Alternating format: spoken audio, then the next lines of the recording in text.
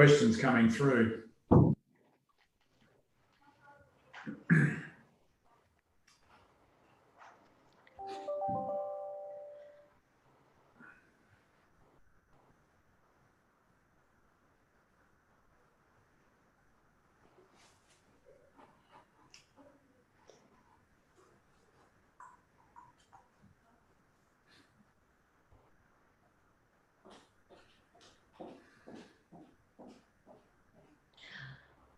All right, so welcome everybody and thank you for joining us today on episode 3 of our COVID live series.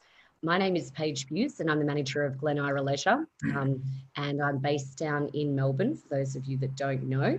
And I'm here as also a board member of Fitness Australia today. But we're here and we're joined by Fitness Australia's CEO, Barry Elvish. Barry, thank you for having me on today.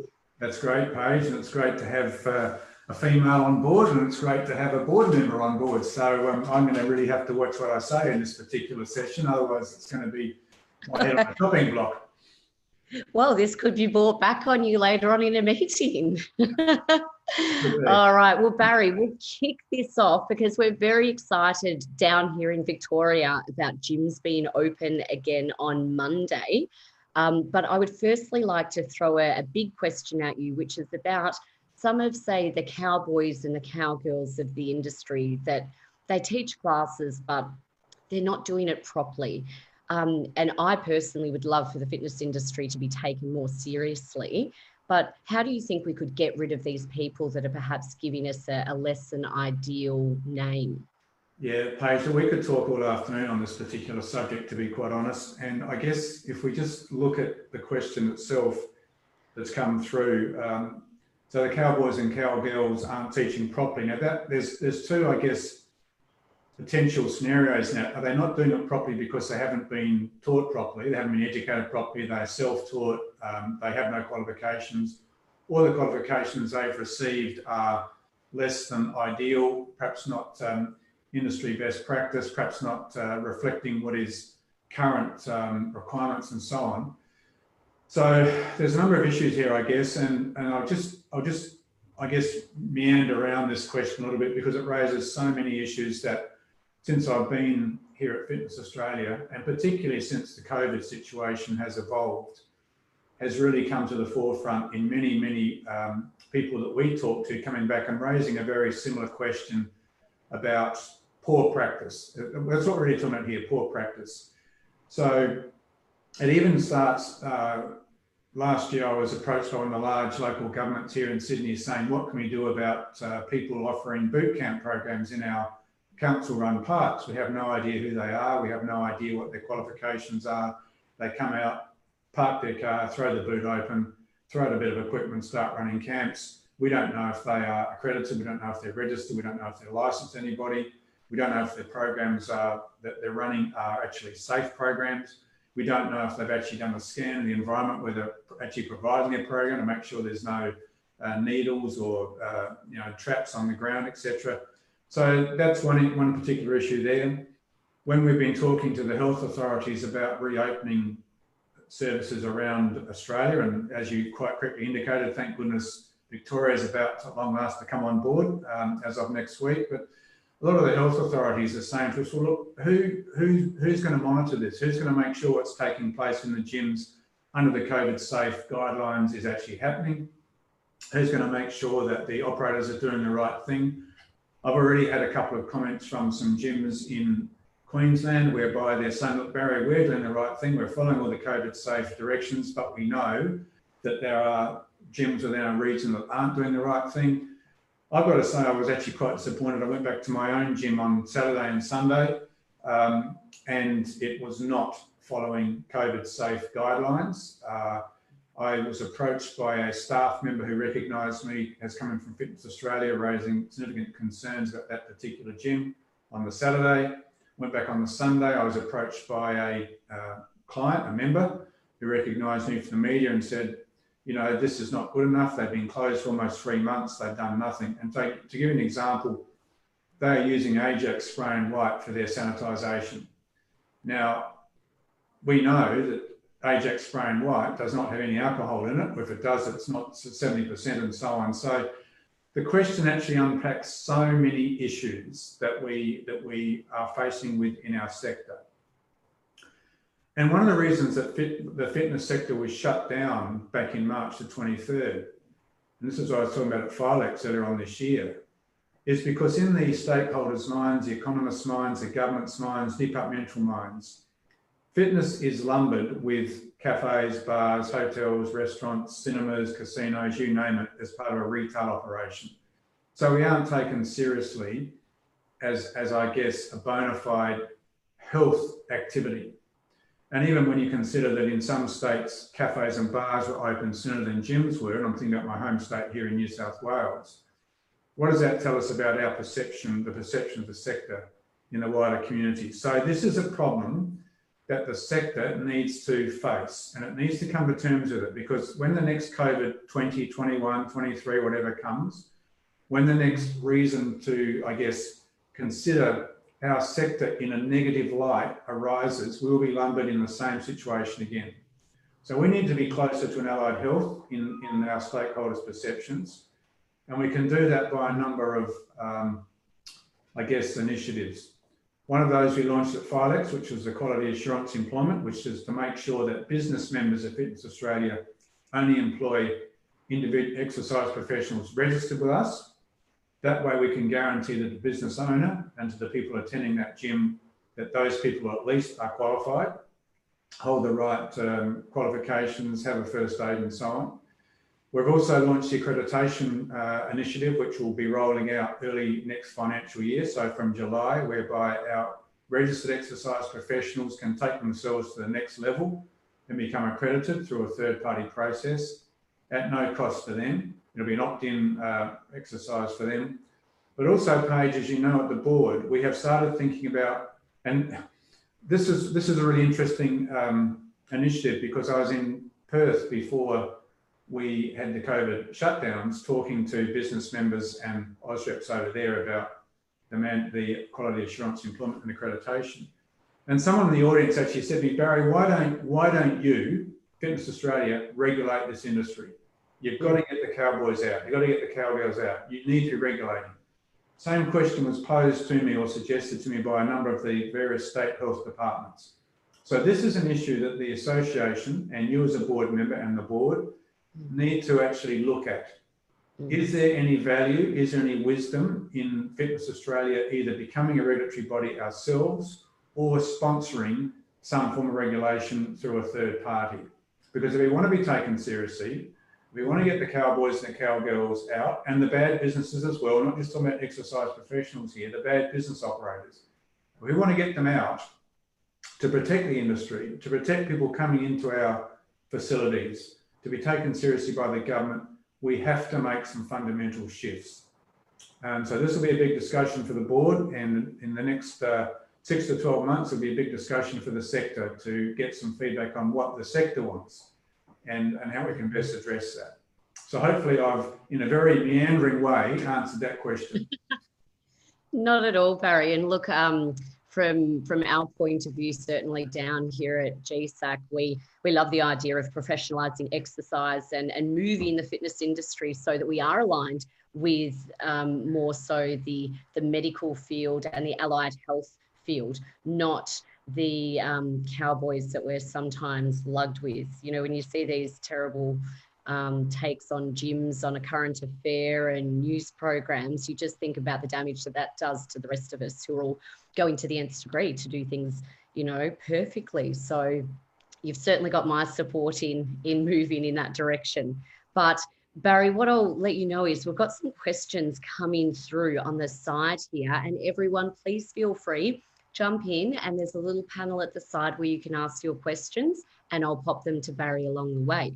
So the first one we've got, which ties in quite nicely to what we've just discussed, is will the accreditation process include an external assessor, and is it for both gyms and boot camps as well? Okay, so the very short answer to both of those is yes on both questions. So yes, there will be an external assessor. In fact, part of the protocols that are being developed are that the individual who is going for accreditation must be authorised, signed off by a senior instructor, someone who's already got accreditation or someone that has been in the industry for some period of time. So yes, that will absolutely be required. And yes, I would envisage, it'd be my intention, that accreditation will be available to any exercise professional practicing their trade anywhere. Mm-hmm. Sure. In fact, one of the sub-accreditations we're looking at down the path, sorry, Paige, one of the sub-accreditations we're looking at, because the accreditation at this stage is a general accreditation. Yeah. It is, you'll be accredited generally, but then we're looking at some, I guess, specialised accreditations as a follow-through depending on the take-up of the general accreditation, and they will include areas such as working with the aged, that's myself, working with young people, working with people with special needs, that could be me as well, working with outdoor, don't you laugh, working with outdoor environments and so on. So yes, this needs to have some rigour behind it. This is not some Mickey Mouse, open a cornflake pack and get your certificate out of the cornflake pack. This is going to be absolutely rigorous, and it is designed to enhance the professionalism of the industry and the individual that goes for it. Yeah, certainly. And look, I can attest to that for the accreditation process that we went through at GSAC as a centre. I must say that I was actually a little bit shocked as to how rigorous the accreditation process was. The external auditors that came in, it is certainly not a tick the box exercise, satisfy a few basic things and off you go. I honestly thought that we would pass with flying colours. Being part of an extremely risk-averse council, I thought we've got this home and host, absolutely. And I must say it still challenged us. So I think that's a really good one to note for people considering doing it, that it's not child's play. It is going to push you, and it is certainly something to be proud of when you actually get it, because you certainly do need to jump through a few hoops and make sure that you've got everything in place. Barry, we've just got another one here. Where can we get a list of cleaning products that satisfy the 70% alcohol ratio? Well, it's interesting you asked that question. I have a meeting tomorrow with an organisation that we're looking at setting up a preferred supplier arrangement with. Yeah. It meets the Therapeutic Act guidelines. They're all 70%. They supply to hospitals and so on. So please watch this space. I'm hoping we get something up either later this week or early next week once we've got that arrangement in place. Great, sure. Okay, so Barry, when can Queensland gyms go to 24 hours? Okay, so the discussions we're having with the Queensland Health Department, they have a particular committee set up called Return to Play, which works with all the people that have been affected by COVID-19 closures in sport and rec, and I sit on that committee in Brisbane. The discussions for the next stage start this week, and we are suggesting that in the next stage, stage 3, they do go to a 24/7. As you know, they're operating 24/7 in New South Wales, quite safe in other states as well. So the proof is in the pudding. Interestingly, we had an inquiry from that committee yesterday from one of your counterparts, Paige, a small local council in Queensland that want to offer their facilities 24/7, and they want to know how they can do it. So that's a good leg in the door for a small gym up there, council-run facility that hopefully we can use as a preface to going for all of our services. So we're hoping that stage 3 will be 24/7 in Queensland, and that should be announced next week when it's going to happen, if it happens. Good news. I'm sure a lot of people up there in the sunshine that'll be happy about that.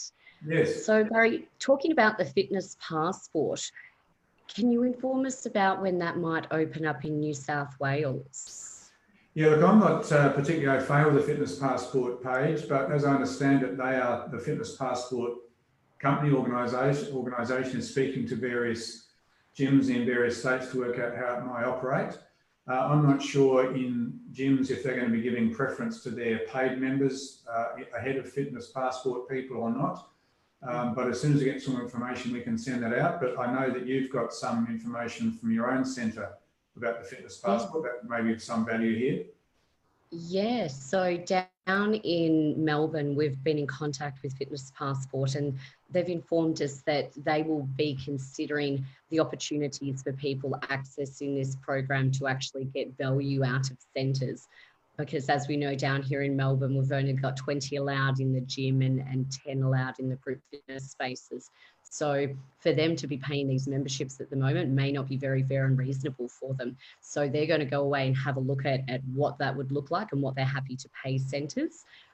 Speaking from personal experience at GSAC, we will be allowing people on fitness passports to enter the centre on reduced casual rates. So they won't have to reactivate a membership. And if they would like to book in for a session, they can book in for a session and pay a reduced casual fee. So I'm hoping that other centres might be looking after these clients in a similar sense, but we also understand that we've got members to look after as well. And with extremely tight limits on who we can let in, it's a difficult choice to make. But we're also hoping that we'll be able to open up, have these restrictions for, a limited time, and before you know it, we'll be opening up to 50, maybe 20 in a class. So Barry, just looking at one of the next questions that have come through on the chat, do we have to display a COVID-safe plan at a boot camp? That's a good question. I don't know the answer to that one. You obviously doing a facility, and what that COVID-safe plan may look like will depend on the states you're operating in. So in Queensland, it's the COVID-safe plan that Fitness Australia has developed. In other states, it's a combination of what we develop in individual health authorities. In other states, it's what the health authorities. My best guess on that page would be that you would have to articulate a COVID-safe plan. Yeah. Before you start the class. So I know down with governments, well, for us doing it, we would certainly have to as a local government provider, but then also there's the return to sport plans that we've got down here in Victoria. And if you're going to be hiring out any council lands, you do need to go in with your return to sport COVID safe plan. So I'm not sure. I thought the question page was, do they actually physically have to display a sign? Display it. Do you have to display a COVID safe plan at a boot camp? So I guess thinking creatively, putting it on an A-frame alongside where you are. I mean, there's no point sticking it on a tree or anything. So putting on an A-frame where the instructor may be would be one way of doing it, but I'd certainly be articulating to the people participating in that class what the individual instructor's COVID safe plan is for that particular class, because it may vary depending on the class and the setting, etc.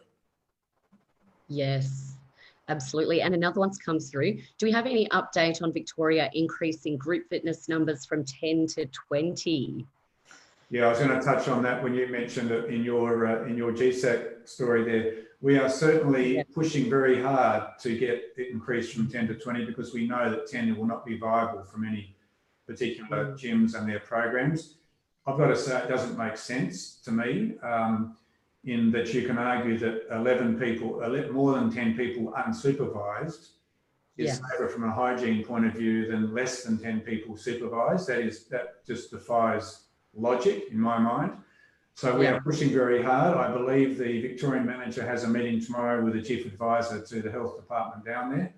So we will be pushing as hard as we can to get that increase from 10 to 20. Last week we were successful here in New South Wales. And it was quite interesting because it was only late on Friday night here that the police actually changed their advice from 10 to 20, and they were still advertising that the groups were capped, which was very confusing because we were telling our members you can go to 20 and they're uncapped, and they were getting conflicting advice from the government health authorities, which didn't help, but we knew that we were right, and we just had to wait for the government to catch up, basically. So we're pushing for Victoria as well, as we are in South Australia. We certainly appreciate that, as do the members who are very keen to get back into the centre. So Barry, just on the group fitness numbers, moving across to looking at boxing. So we've got a question around some people noticing that boxing is actually coming on timetables down here in Victoria. So is boxing allowed? As we understand it, Paige, not in Victoria. You can certainly box a bag, but you cannot actually box another person in these first stages. Other states, yes, it is possible, but again, in Victoria at the moment, it's not, as we understand it. Great. Okay. Thanks, Barry. We've got another one about, will there be any news on opening up child minding in gyms in the foreseeable future?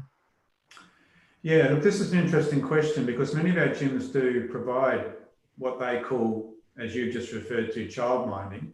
Yeah. Others actually provide a service under the Child Care Act. So to some degree, it's going to depend on what program is being offered. So if they're offering a service under the Child Care Act, in other words, parents who bring their children to that particular facility are eligible for the occasional care rebate through the Child Care Act, they're going to fall under one particular set of guidelines.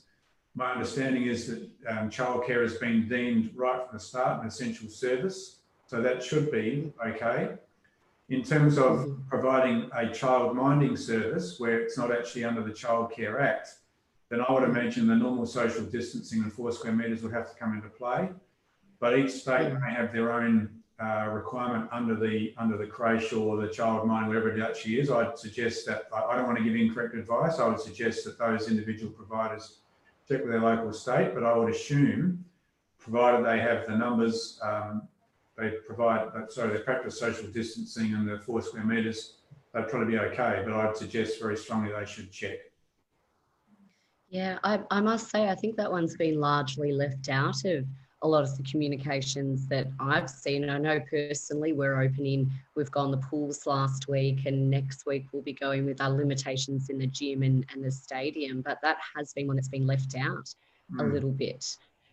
Just another one here. Do we have any updates on aqua classes reopening in New South Wales? No, we don't have any that I can pass on at this stage, Paige. Yeah. I'm going to take that one on notice so we can do a posting when we get some information, but I do not want to give wrong information. Yes, that would actually be a very interesting one. The way I would look at it is, at the moment in Victoria, we can have 20 people per pool, so 20 people in a 25-metre pool. And now, as of the 22nd, we're allowed to have as many people as you want in a lane.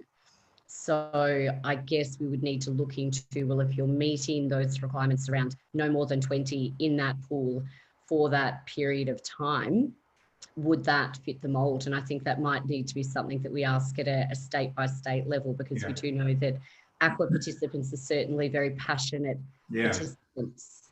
Yes. Just to get back to the class groups page, I've been in conversation the last week with the CEO of Yoga Australia and the CEO of Dance Australia. Now, yoga, of course, as we know, is included in the gym umbrella in terms of government thinking. Dance seems to have fallen through the gaps. They're not quite sure where they fit, and well, I'm sorry, they know where they fit, but the government's not quite sure where they fit. So when Dance Australia has been speaking to the health authorities, they've been told by them that they fit under fitness, so they fit under us. So we have been doing some work with Dance Australia and Yoga Australia, particularly in South Australia and Victoria, to get those class sizes increased, because again, for the Dance Australia groups up to 10 are not viable.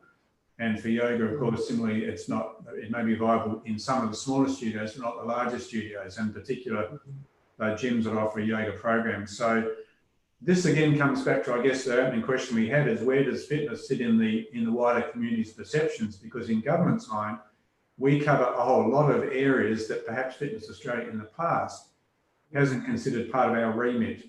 And it is. We're now being told it is by external parties. So.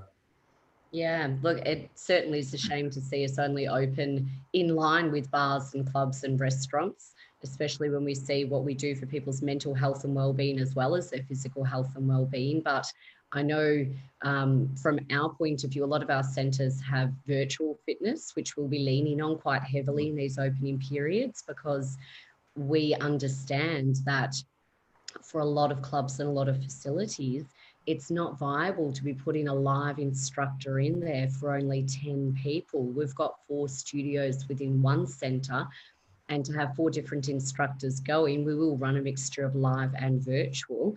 but virtual, I think, for a lot of clubs will be a bit of a saviour during this time until we can get more people in there. Yeah. Another one's just come through. You're running hot at the moment, Barry, on the questions on the site. So in New South Wales, some indoor rec facilities, including pools and saunas, can also reopen with restricted numbers. That one's actually just come through then. So saunas, that's actually an interesting one that's happening in New South Wales, and that's just an update that's come through then. Yeah, so saunas and change rooms are okay in New South Wales. The guideline just talks about managing people flow and usage and things like that, but they are permitted as it currently stands in New South Wales. Great. We're going a little bit later with the saunas and steam rooms down here in Victoria. We've got change rooms as of the 22nd, but we're still closing the saunas and the steam rooms. Moving along now to the size of group fitness classes in South Australia. What's Fitness Australia doing for the South Australians? Yeah, I've actually got a meeting tomorrow with the Chief Health Officer in South Australia. When I say meeting at one of these, a Zoom meeting, we put out a press release yesterday, which basically said that they need to move from their 10 to 20, and we've got some engagement with the Chief Health Officer. So that gives us an opportunity tomorrow to present our case. And as with Victoria and other states, we'll be putting through the line that it's not logical to, the current restrictions they've got. It's also not commercially viable for many centres to open with that restriction on top. So we'll keep our fingers crossed there. Great. Very good. So Barry, getting back to, I guess, the cowboys and the cowgirls in the industry, if there's one thing that, and this is just a question from me, myself, if there's one thing that you could implore business owners to do in this period to really lift the professionalism of the industry, what would that be? Yeah, and look, I was going to actually just make a comment about a media story that came out late yesterday on 9MSN, I think it was, where there was a guy being quoted saying that that returning rates are going to be around 40% and stuff like that in gyms, and it's after gyms are going to close and there's going to be 2 million members in Australia and all this sort of doom and gloom sort of gear. I guess the first thing I'd say about that is that story does not reflect the research that we carried out during COVID-19, where we went through some of the larger franchise groups and surveyed their members as to their intentions. And the members' intentions during the height of the COVID crisis was 85% intended to return to their gym. So where the figures that this article is talking about have come from, I'm not sure. The other thing to give our guest viewers some peace of mind is that in New Zealand, membership figures have returned to 100% within 3 weeks of reopening. Now that 100%, there has been some membership losses. People haven't come back, but it's been more than made up by people joining a gym for the first time, coming off virtual training and things like that. So to come back to your question specifically, Paige, and that actually relates to that data and my comments before about the gym I go to. It's really critical as we go through this reopening phase that gym businesses, gym managers and gym staff bend over backwards to demonstrate to their client base, membership base and potential members that they are taking this seriously, that they are taking the safety and the hygiene of their facility safety seriously, and they're looking after their members' health and well-being seriously. So that means getting out from behind the reception counter, going around and talking to the members who are there, reminding them to clean the equipment before and after, cleaning the equipment themselves periodically, putting out addresses over the public address system, reminding people, putting up plenty of signage to remind people to do this so that a member comes back, knows that that facility and the staff working there are taking the members' health and their well-being absolutely seriously. That was not what was happening in the gym I went to on Saturday and Sunday last week. And I think that particular gym is going to suffer the consequences of that, of not getting their act together. So I implore all people associated with the sector who are employed in it, have a vested interest, do the right thing. Demonstrate to your members, demonstrate to the community in the worst case scenario and a media company comes around, we want to make sure that those media representations are putting us in a really good light. If we don't do the right thing, there's a potential for this to backfire. Even if we suffer closures again. That I don't think that's going to happen unless there's a major outbreak in many, many centres. But there is a possibility of the media to come and do a very negative story. We must be seen to be doing the right thing, and we must actually do the right thing, not just be seen to actually do it. And then I think that's the best possible way of raising the professional standards, helping us get close to allied health, giving our members comfort, peace of mind. Because then the members will say to their other members who are thinking about, is it safe to come back? It is safe to come back. These girls and guys are taking us seriously. They're really concerned about our interests. They want to make sure we can come back safely. I think you've actually hit the nail on the head there, Barry, talking about media, because I know it's been at the forefront of our mind, thinking that how would we be portrayed in the media? And it's not so much about if, it's more about when you have a reported case, because we all know that as we start to loosen the restrictions, that eventually there will be a case, and it may be a staff member, it may be a member. So I know one of the things that we've been doing is actually doing a trial run of going through our processes and what would we do today if we had a member? What would we do today if we had a staff member? And I think that's a really worthwhile exercise to do, to make sure that as a facility, everyone's got their checks and balances in place, because it's quite easy to fall into that position of it'll never happen to us, it's gone away, things are calming down. But we need to be mindful, and as you just said then, of the media. And I guess, what advice would you give to a facility who actually does have a confirmed case? Well, they've got to follow, obviously, their COVID safe plan, and the COVID safe plan should clearly identify what they need to do. Yeah. They will actually be told by the health authorities that a person who's attended their gym has demonstrated the symptoms of COVID-19, and the health authorities will then make contact with them to do the contact tracing and so on. I mean, you should be, clearly this is part of the signage that a gym should have. If you are not feeling well, if you have a temperature, do not come into the gym. No, that was visible at the gym I went to on the weekend. So straight away, there's a disconnect there. So they've got to follow their COVID safe plan. They'll be advised if it actually happens. Just a little, I guess, observation on the media too page. The media likes a bad story better than they like a good story. Yeah. And yes, they'll come and do a good story about gyms reopening. That's really good and stuff like that. But as soon as there is an outbreak, they'll be on like a house on fire.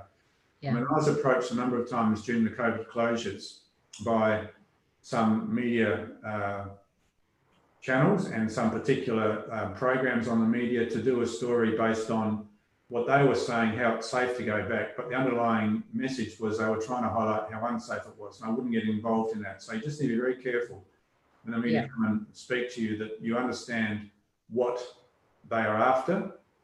If a gym member is approached or a gym owner is approached, I would suggest that before they jump in and do a media story, they make it very clear to the people interviewing that they want the right. They shouldn't go live.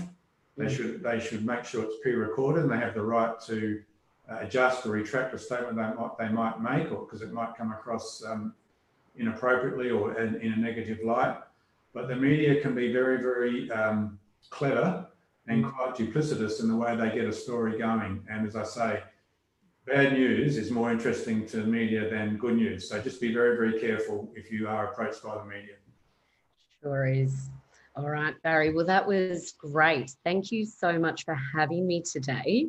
Unless there's anything else coming through on the chat that we haven't actually answered, which I'm having a quick look at now, I think we've gotten through everything. Was there anything else that you'd like to add before we say goodbye for today? No, all the best though to the Victorian members down there, and I hope it goes really well next week. I hope we can get you the increased numbers. I hope we can get increased numbers for South Australia as well. But I guess, you know, as much as we sort of all want to get straight back to normal, let's just reflect what we were told back in March by the media, by the government, by our politicians, and that is there'll be no reopenings until September or after winter. So we have got going much, much sooner. Let's all do the right thing and make sure that we continue to progress very quickly back into pre-COVID circumstances, and we can focus on people's health and well-being and less on may go wrong. Let's focus on what is going right.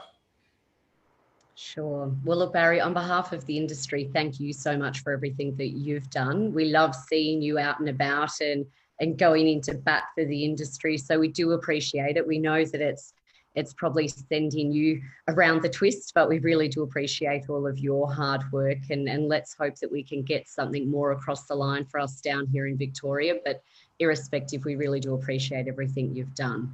Thank you for having me on today. Thanks. And everybody, thank you for tuning in. You can watch this later as well if you like, if you've just jumped in a little bit late, but make sure you tune in next week as well for episode 4 at 1 o'clock. I'll be tuning in myself as well. So we'll see everyone then. Thanks everyone. Bye-bye. Thanks, Barry. Cheers.